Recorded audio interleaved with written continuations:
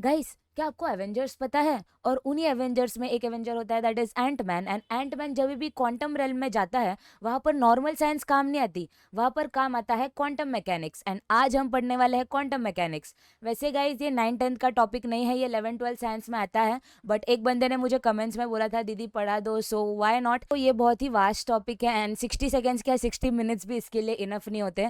But मैं आपको एक ब्रीफ इंट्रो दे सकती हूँ क्वांटम मैकेनिक्स के बारे में in just 1 minute. So let's get started.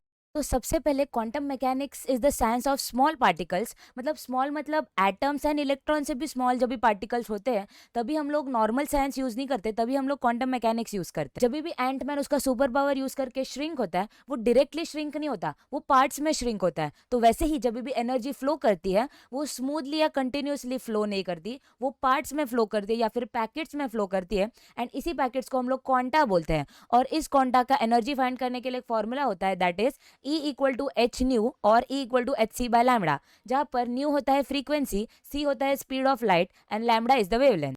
तो इसी थियरी को हम लोग बोलते हैं प्लैंक्स कांस्टेंट थियरी। और इसमें h होता है, वो होता है प्लैंक्स कांस्टेंट, और उसका वैल्यू होता है 6.63 into 10⁻⁻34 joules. And light is also form of energy. And light जिस पैकेट्स में फ्लो करती है, उस पैकेट्स को हम लोग बोलते हैं फोटॉन्स। ऐसे ही जब भी एंटमैन एक क्वांटम रेल्म में होता है, उसको उसका exact position and exact speed एक टाइम पर पता नहीं होता। ऐसा ही सेम प्रॉब्लम हमारे इलेक्ट्रॉन के साथ भी होता है, उसको उसका exact position and exact speed same time पे पता नहीं हो सकता। और इसी प्रॉब्लम को हम लोग बोलते हैं हाइजेनबर्ग्स अनसर्टेनिटी प्रिंसिपल। और ये एक इक्वेशन के थ्रू हम लोग देख सकते हैं that is delta X into M delta V is greater than equal to H upon 4 pi. तो इसमें डेल्टा एक्स होता है uncertainty in position and delta V होता है अनसर्टेनिटी इन वेलोसिटी और स्पीड। जितना हम लोग एक इलेक्ट्रॉन का स्पीड फाइंड आउट करने के लिए जाएंगे, उतना ही उसका पोजीशन ब्लर होते जाएगा। और जितना हम लोग उसका पोजीशन क्लियरली फाइंड आउट करने जाएंगे, उसका स्पीड उतना ब्लर होगा।